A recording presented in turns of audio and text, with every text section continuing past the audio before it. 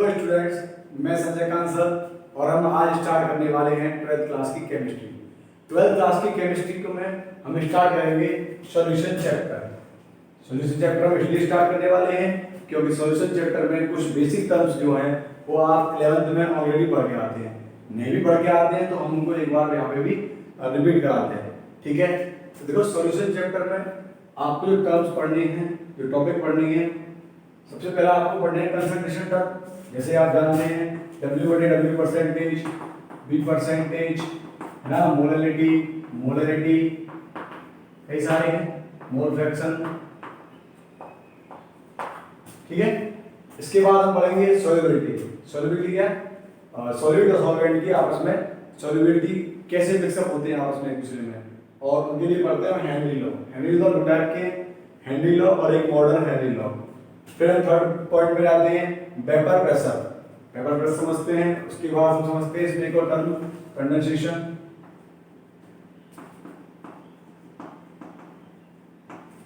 उसके बाद हम पढ़ते हैं राउल्ट्स लॉ। वेपर प्रेशर को कैलकुलेट के लिए राउल्ट्स लॉ। उसके बाद हम आएंगे आइडियल सॉल्यूशन पर। इनमें कुछ ग्राफिकल स्टडी होती है, उससे पहले आपको वगैरह समझाया जाएगा।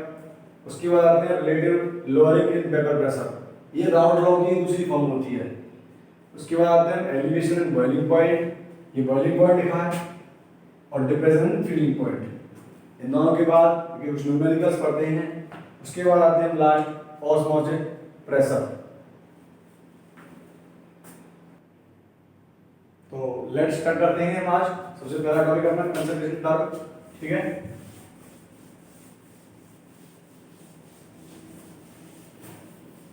देखें कंसंट्रेशन टर्म को समझने के लिए आपको एक वर्ड समझना होगा। सबसे पहले मिक्सचर। ठीक है, मिक्सचर आप जानते हैं अच्छे से, टू टाइप के होते हैं। कैसे? पहला कौन से? होमोजीनियस। सेकंड कौन से? हेटेरोजीनियस। ठीक है, होमोजीनियस हेटेरोजीनियस मिक्सचर से हमें मतलब ही नहीं है ना, हमें फिलहाल इसको समझना होमोजीनियस मिक्सचर। ठीक है, दो कंपाउंड आपस में टोटली डिसॉल्व हो जाए और अपनी इंडिविजुअल आइडेंटिटी खो दें, वो होते हैं होमोजेनियस मिक्सचर। जैसे कि आप देख सकते हैं इधर मैंने क्या किया, यहाँ पे एक सॉल्यूशन को भी कर लिया, उसमें मैं ऐड कर दे रहा हूँ 100 ml वाटर, 100 ml वाटर। इसमें फिर मैंने बाद में मिला दिया 20 ml HCl। We are mixed each other. देखिए, उसके बाद हम देखते हैं सबसे पहले डेफिनेशन इसके। हम क्या करते हैं, रेशियो निकालते हैं दोनों के बीच, 100-20 के बीच। तो कितना रेशियो आएगा? 2:10, या कह सकते हैं 1:5।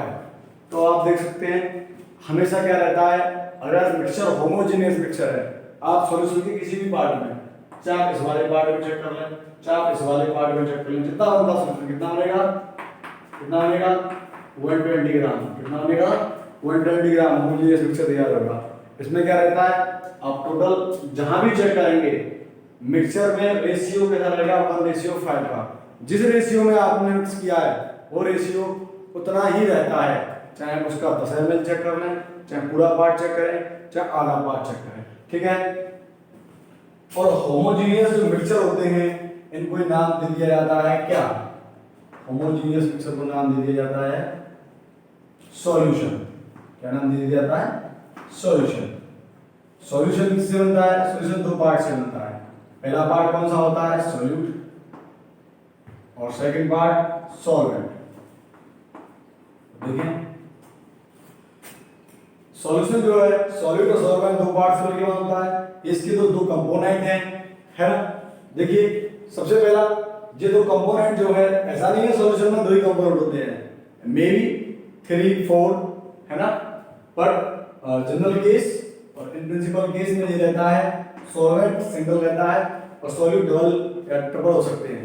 ठीक है, तो पर हमें क्या करना होता है, हमें यहाँ पढ़ने होते हैं बाइनरी सॉल्यूशन। कौन सॉल्यूशन?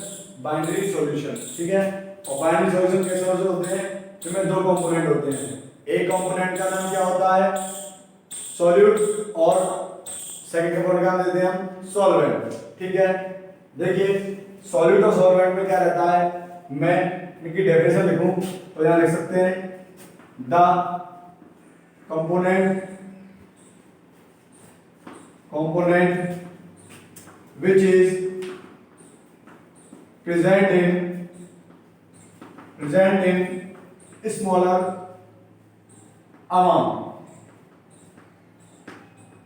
इस अमाउंट में रहता है स्मॉलर अमाउंट में, और ये the component which is present in larger amount,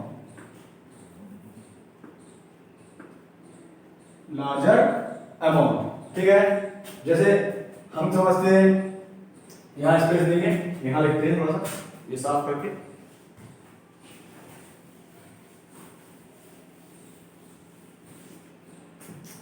हम क्या करते हैं इसमें एग्जांपल कई टाइप के बनते हैं, इसलिए हमको कुछ केस बना के पढ़ते हैं, ठीक है। केस फर्स्ट में क्या रहता है, देखें मैंने क्या किया, 10 ग्राम NaCl को मिक्स कर दिया किसके साथ, 100 ग्राम H2, ठीक है। तो आप देख सकते हैं इसमें स्मॉल अमाउंट में कौन प्रेजेंट है, NaCl क्या होगा हमारा सॉल्यूट, और वाटर क्या होगा हमारा सॉल्वेंट, ठीक है। एक तो ऐसे एग्जांपल बनते हैं, जैसे एक और देख सकते हैं 25 ग्राम CaCO3 और 100 ग्राम अगेन वाटर। देखिए वाटर में इसलिए ले रहा हूं बार-बार सॉल्वेंट, वाटर जो होता है एक वेरी गुड सॉल्वेंट है, बहुत अच्छा सॉल्वेंट रहता है ना, अच्छी खासी कैपेसिटी होती है मोस्टली कंपाउंड को अपने अंदर डिसॉल्व करने की, ठीक है। अब एक केस बनता है सेकंड, कैसा, देखिए यहां मान लीजिए 50 ग्राम मैंने 50 ml लेते हैं, 50 ml में ले लिया C2H5OH, नाम जानते हैं आप इसका, एथेनॉल, क्या नाम है इसका, एथेनॉल, और 50 ग्राम में ले लिया क्या, H2O, क्या ले लिया, H2O, ठीक है। अब देखिए दोनों में, सॉरी ये आप 50 ml लें जिससे कि आपको उनमें डिफरेंस ना दिखे, ठीक है। अब देखिए इसमें ये दोनों 50 ग्राम है, और आप जानते हैं ये भी लिक्विड फेस में होता है और वाटर भी लिक्विड फेस में होता है, तो आप पता कैसे करें, है ना, हमें पता कैसे चलेगा कि कौन सा सॉल्यूट है और कौन सा सॉल्वेंट, है ना। तो आप सर ने कहा है, मैंने बताया कि जो स्मॉलर में वो सॉल्यूट, जो लार्जर में वो सॉल्वेंट, और इसमें क्या रहता है, ना कोई स्मॉल अमाउंट में, ना कोई लार्जर अमाउंट में, सेम अमाउंट में। तो हम क्या करते हैं, देखिए सबसे बढ़िया है एक लिखते हैं लाइन यहां पे, when both component have same amount and same physical state, then let any one component is solvent, ठीक है, समझे आप।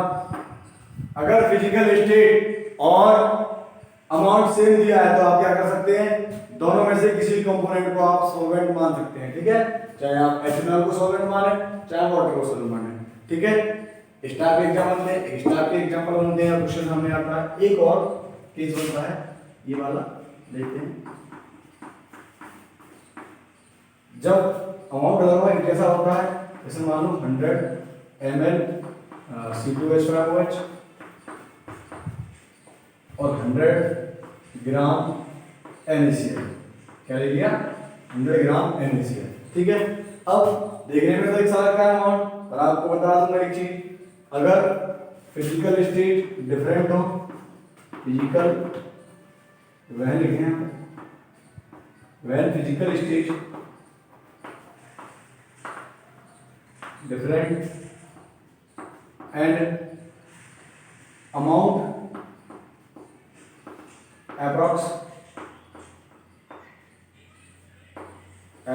same, then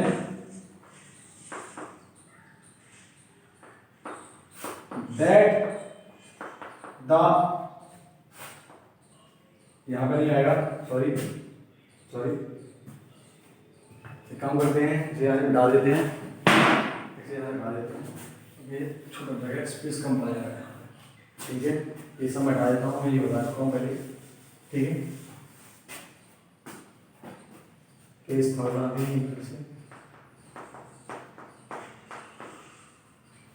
क्या बनाते हैं, कोई और एग्जाम्पल लेते हैं, एक बात रहती है 10 ग्राम NaCl and 100 gram NaCl and 100 ग्राम क्या वाटर, 100 ml लेते हैं इस बार, रिक्वेस्टेड डिफरेंस करते हैं थोड़ी सी, ठीक है। देखिए अब इसमें क्या है, इसमें मानना है when physical state and amount is same but नहीं गलत लिख दिया ये, फिजिकल स्टेट यानी ऐसे नहीं आएगा, फिजिकल स्टेट इज डिफरेंट, ये आएगा, sorry physical state different and amount is same, या अप्रोक्सीमेट रहता है। जब फिजिकल स्टेट डिफरेंट हो, अमाउंट सेम हो, तो आपको सॉल्वेंट किसे मानना है, तो लिखें that component is solvent which has same physical state as solvent, same physical state as solution, ठीक है। जिसकी दोनों कंपोनेंट में से जिसकी फिजिकल स्टेट किससे मैच खाएगी, जैसे सॉलिड है और ये क्या है लिक्विड, जिसकी फिजिकल स्टेट शुरुआती और इनिशियल फिजिकल स्टेट दोनों की जो फाइनल सॉल्यूशन बनेगा, अगर फाइनल सॉल्यूशन से जिसकी फिजिकल स्टेट मैच खाती है उसे हम क्या लेते हैं, सॉल्वेंट। जैसे देखिए आप इधर देखिए, मैंने क्या किया, इसमें 100 ml वाटर भर दिया और क्या किया, इसमें 100 ml वाटर प्लस 100 ग्राम क्या बना दिया, NaCl। तो आप हम जानते हैं जनरली NaCl या शुगर या कई चीजों के लिए वाटर ही सॉल्वेंट रहता है, तो यहाँ पर क्या होगा, वाटर ही सॉल्वेंट रहता है। अगर आपको पता नहीं है तो आंसर में लिख सकते हैं, जिसकी फिजिकल स्टेट सेम है, सॉल्यूशन से जिसकी फिजिकल स्टेट सेम है या मैच खाती है, वो क्या होगा, सॉल्वेंट, ठीक है। आप समझ सकते हैं, और आपको कोई प्रॉब्लम हो आप कमेंट सेक्शन में कमेंट करें, आपको आपका आंसर दिया जाएगा, ठीक है। वीडियो पॉज करके नोट कर लें, ठीक है।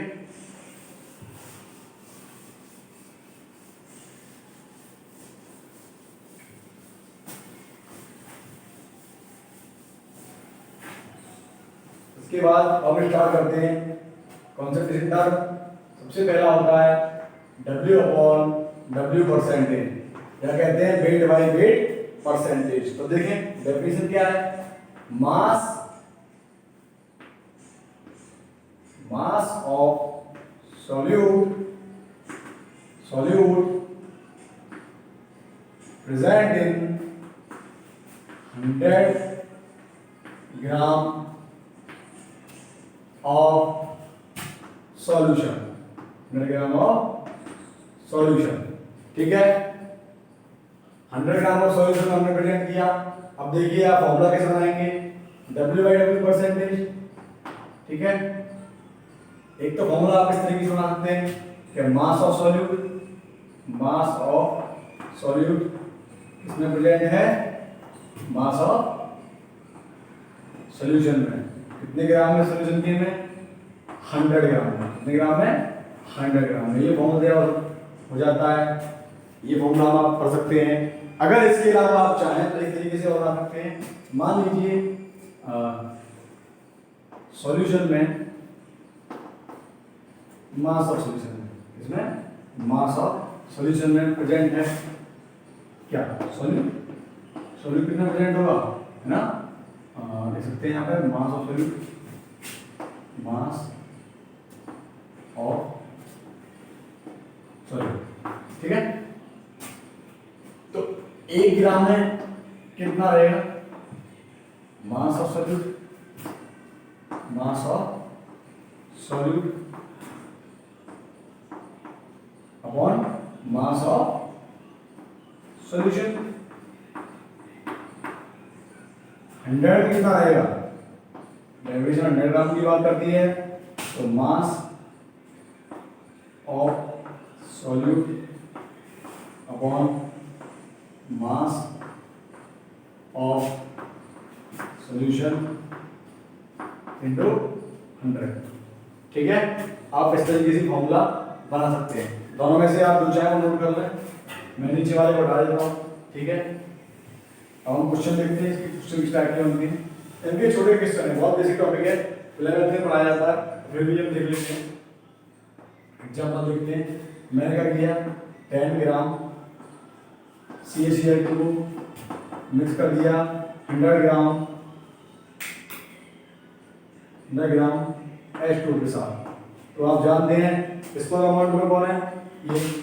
तो आप वैल्यू वेटेबल परसेंटेज का फॉर्मूला लगाएंगे, तो फॉर्मूला क्या रहता है, मास ऑफ सॉल्यूट। तो मास ऑफ सॉल्यूट कितना है, 10। अब बताइए मास ऑफ सॉल्यूशन कितना होगा, 100 नहीं। देखिए जब मैंने एक में बीकर में हमने क्या किया, कंटेनर में 10 ग्राम NaCl डाला है, उसके साथ 100 ग्राम क्या डाला है, वाटर, तो कितना बनेगा, 110 ग्राम बनेगा, है ना। कितना बनेगा, 110 ग्राम इंटू 100, ठीक है। एक इसे काटने हैं आप, आंसर आता है 9.09%, ठीक है। एक और कोई देखें इधर, एक एग्जांपल लेते हैं। मान लीजिए सेकंड 20 ग्राम CO3 प्लस 100 ग्राम H2, ऊपर क्या आएगा बताइए, 20 ग्राम, नीचे 120 ग्राम इधर 100। आप इसे काट सकते हैं और 200 का कर सकते हैं 12 से, ठीक है। 16 पॉइंट कुछ आता है, ठीक है, 16.6%। आप चेक कर लें, तो सॉल्व करें, कैलकुलेशन आप खुद करें, ठीक है। अब देखिए कुछ एग्जांपल स्टार्ट किए होते हैं, जैसे उसने दे दिया 16% NaCl एक्वस सॉल्यूशन। अब इसमें पूछ रहा है आपसे, क्या बताइए मास ऑफ सॉल्यूट कितना है और मास ऑफ सॉल्वेंट कितना है, ठीक है। तो देखिए इसमें कितना रहता है, mass of solute, mass of solute, mass of solute, mass of solute, mass of solute रहता है, जो जितना 10% क्या है वो हमेशा क्या रहती है, मास ऑफ सॉल्यूट की वैल्यू, ठीक है। और जब मास ऑफ सॉल्यूट कितना है तो मास ऑफ सॉल्वेंट कितना होगा बताइए। जब पूरा सॉल्यूशन 100 में है और 16 ग्राम क्या है मास ऑफ सॉल्यूट, जाहिर सी बात है कितना होगा, कितना होगा बताइए, 84 ग्राम। कितना होगा, 84 ग्राम, ठीक है। सॉल्यूशन कितना रहता है टोटली, 100 ग्राम। कितना रहता है, 100 ग्राम। जितना दिया है, ठीक है, स्टार के बनते हैं या तो स्टार क्वेश्चन होता है स्टार, ठीक है। वीडियो पुश करें, नोट करें, कोई प्रॉब्लम हो आप कमेंट करके पूछ सकते हैं, कमेंट करके आप पूछ सकते हैं, ठीक है। अगला टर्म पढ़ेंगे हम,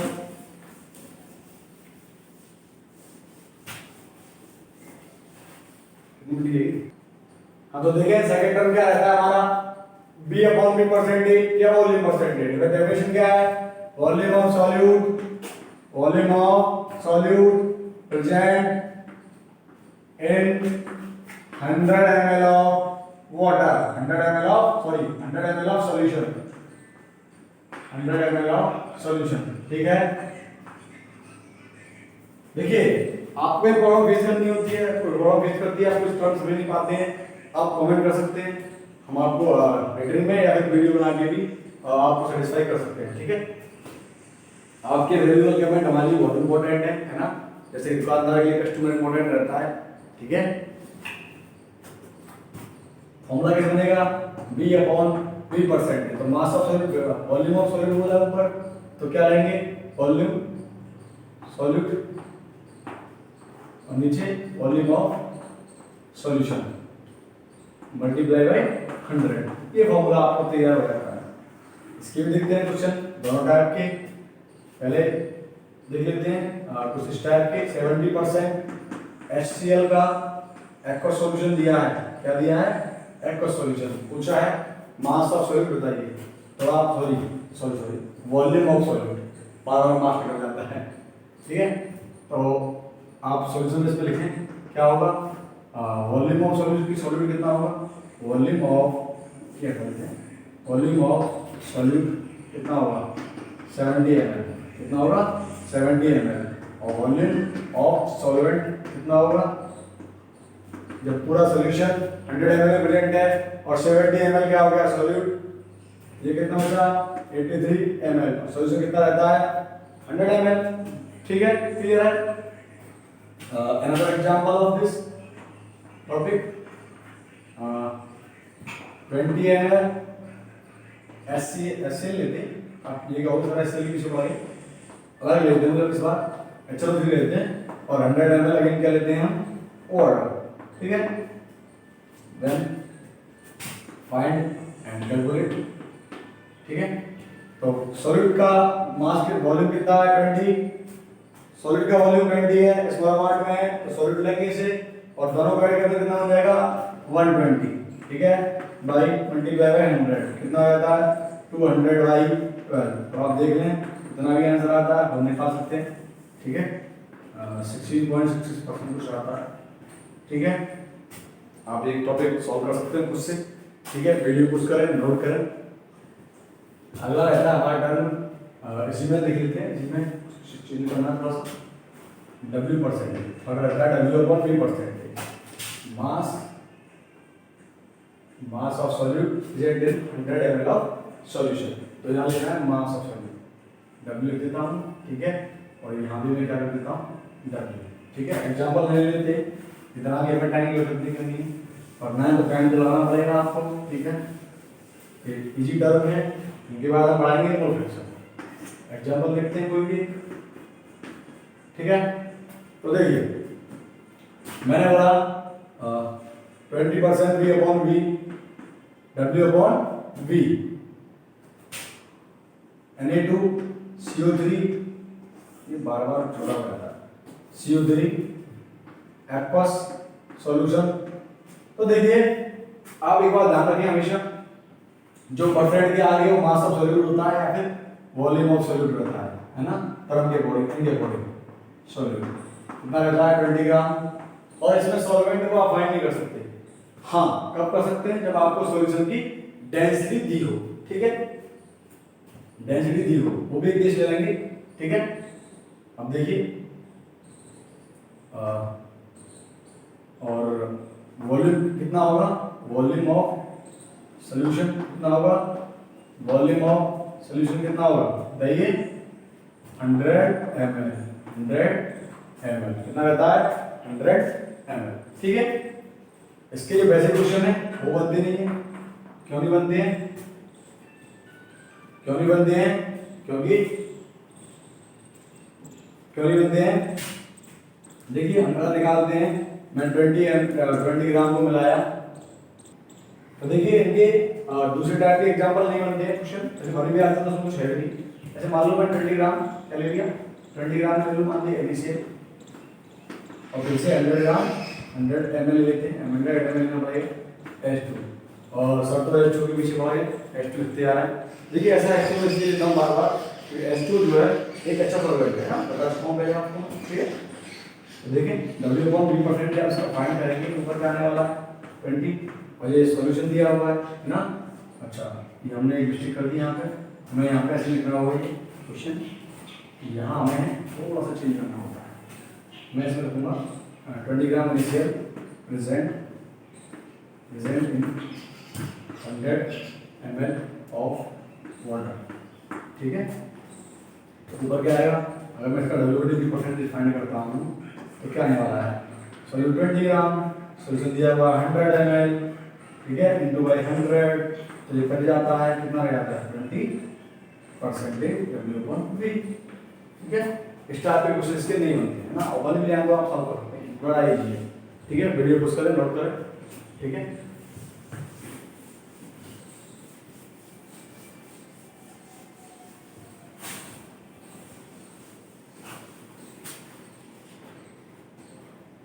देखिए एक रिलेशन निकालते हैं, रिलेशन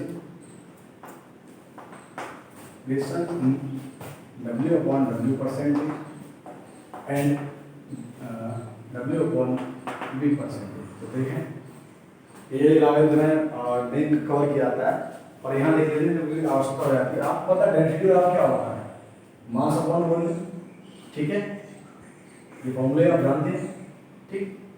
तो अगर आपको ये वॉल्यूम निकालना हो, क्या करना पड़ेगा, मास आपको फाइंड करना है, तो density into volume into mass, mass को मैं W से लिखा रहा हूँ, ठीक है। केमिस्ट्री के लिए W में आप यूज कर लें, मास होते हैं, एक ही बात है, ठीक है। तो देखें W/W परसेंटेज इक्वल होता है, किसके इक्वल होता है,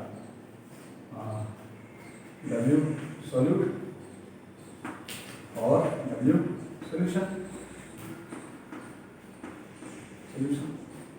इंटू 100, और मैं यहाँ पे W सॉल्यूशन की यहाँ पे लिख दूँ, क्या लिखूँ, W सॉल्यूट और अपॉन डेंसिटी सॉल्यूशन की और वॉल्यूम सॉल्यूशन का, ठीक है। अच्छा सॉरी, ठीक है, आप इसे नोट करें, थोड़ी मोबाइल प्रॉब्लम कर रहा है।